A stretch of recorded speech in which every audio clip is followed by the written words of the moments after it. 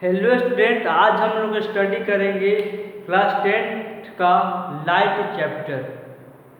Light chapter में एक most important है, एक पॉइंट का नाम है न्यूटन्स कॉर्पोजल थ्योरी। इसमें लाइट में उनका क्या भागीदारी रहा आइजैक न्यूटन का, उसके बारे में हम लोग स्टडी करेंगे। ठीक है, तो चलिए हम अपने पॉइंट पे अब आते हैं।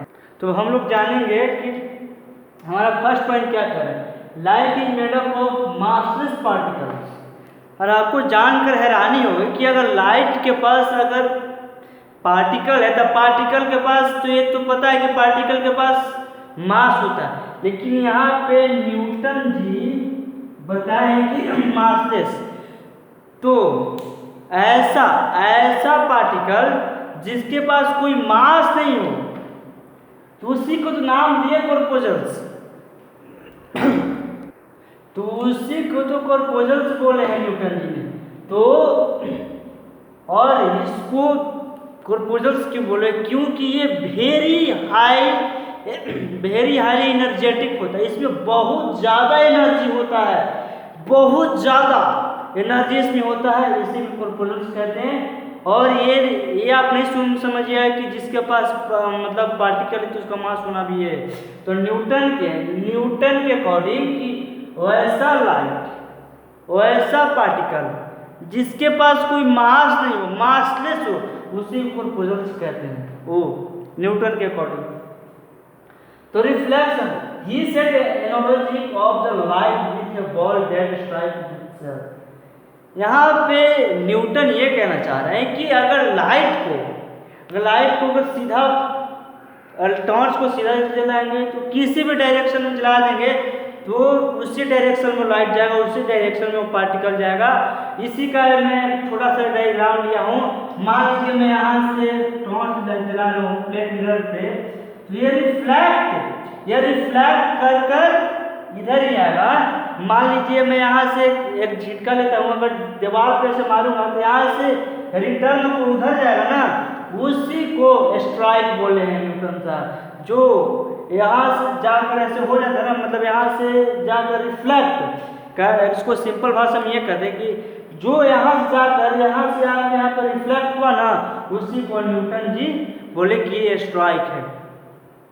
तो ठीक है, तो रिफ्रैक्शन से डिस्क कॉर्पोजल्स अट्रैक्ट बाय ट्रांसपेरेंट। ये पॉइंट नंबर 3 कह रहे हैं कि पॉइंट नंबर 3 बोल रहे हैं कि लाइट जो है आर पार, मतलब वाटर में लाइट भी आर पार हो जाता है। ट्रांसपेरेंट कहने का मतलब एक मीडियम से दूसरे मीडियम तक इजिली वो मतलब पार हो जाता है। इसको हिंदी में ट्रांसपेरेंट पार भी बोलते हैं। ये जो दिखाई दे रहा है ये डॉट ये बल्ब है, ये बॉल है न्यूटन के अकॉर्डिंग, ये बॉल है। और बॉल को जैसे में हम एज फॉर एग्जाम्पल लेते हैं लाइट वाटर या केरोसिन में, अगर हम लोग मतलब टॉर्च को जलाते हैं, टॉर्च लाइट जलाते हैं तो वार पार हो जाता है। उसी को बारे में न्यूटन साहब बोल रहे हैं उन्हीं का अकॉर्डिंग। तो ये हो गया। और 3 पॉइंट मैं बताता हूँ। अब न्यूटन जो थे उनका कौन सा पॉइंट फेल कर गया था, तो उस पॉइंट को मैं इजिली वे में समझूंगा। ठीक है, तो कुड नॉट एक्सप्लेन, यहाँ पे 2 बार एक्सप्लेन लिखा गया। पार्शियली रिफ्लेक्शन और रिफ्रैक्शन, वो जो मैं बताया ना कि यहाँ से लाइट आया, यहाँ से लाइट आया, यहाँ से बेंड कर गया, वो यहाँ पे डॉट बॉल जैसा था। ये न्यूटन जो थे अच्छे से एक्सप्लेन नहीं कर पाए थे। न्यूटन जो थे उसको उस चीज़ को अच्छे तरह से एक्सप्लेन नहीं कर पाए थे कि क्यों पार्टिकल ऊपर ही रह जाता है, क्यों बेंड कर जाता है, क्यों पार्टिकल वाटर में चल जाता है।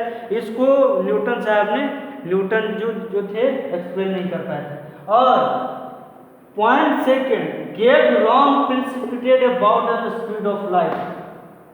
वो लाइट को स्पीड भी बता दिए थे, उनसे गलत हो गया था लाइट का स्पीड। वो लाइट का स्पीड साउंड के आधार पे दिए थे। ठीक है, वो लाइट का स्पीड साउंड के आधार पे दिए थे। जो साउंड का स्पीड जो होता है डेंसर में इंक्रीज होता है। साउंड में यहाँ पे स्पीड डेंसर में क्या होता है, इंक्रीज होता है। साउंड का स्पीड जो होता है डेंसर में इंक्रीज होता है। और यहाँ पे मैं क्लिक कर देता हूँ, उसी के आधार पे उसी के अकॉर्डिंग लाइट का भी स्पीड दे दिए थे कि डेंसर में लाइट बहुत तेजी से मूव करता है, जो उनका ये भी गलत हो गया। और उनका लास्ट पॉइंट था कि could not explain interference bright dark finger difference bending of light. हाँ, ये यहाँ पे मैं थोड़ा सा डायग्राम लेता हूँ। तो ये ब्राइट है, ये डार्क है, ये ब्राइट है, ये डार्क है, ये ब्राइट है, ये डार्क है। तो न्यूटन जब टॉर्च चलाते हैं, एक टॉर्च एक चीज पे लगता है कि न्यूटन जब एक चीज पे टॉर्च जलाते हैं तो उनको एक चीज ऑब्जर्व होता है कि ये ब्राइट है, ये डार्क है, ब्राइट है, डार्क है, ब्राइट है, डार्क है, और आगे से जाकर ऐसे जाकर ये बेंड कर देता है, ऐसे जाकर ये बेंड कर देता है। इसी थ्योरी को न्यूटन जो थे नहीं एक्सप्लेन कर पाए थे, और क्या, इसी थ्योरी को न्यूटन जो थे एक्सप्लेन नहीं कर पाए थे। तो मेरा लास्ट पॉइंट रहेगा कि न्यूटन ने जो मैं 6 पॉइंट बताया, 6 पॉइंट में से उनका कितना पॉइंट सही हुआ, इसको मैं लास्ट पॉइंट रहेगा मेरा। आखिरकार बाद में पता चला कि न्यूटन जो 6 बताए थे उनमें से उनका 3 सही हो गया, रेक्टिलिनियर, रिफ्लेक्शन और रिफ्रैक्शन, ये तीनों सही हो गया न्यूटन का। लेकिन हाँ, एक बात और बता दे वीडियो के लास्ट तक कि न्यूटन जो थे साधारण व्यक्ति नहीं थे, साधारण साइंटिस्ट नहीं थे, वो बहुत बड़े साइंटिस्ट, मैं उनको मानता हूँ, बहुत ही अच्छा साइंटिस्ट मानता हूँ।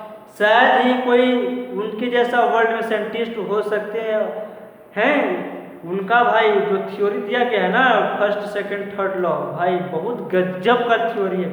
न्यूटन ऐसे भी बहुत ही महान साइंटिस्ट। ठीक है, थैंक यू फॉर ऑल।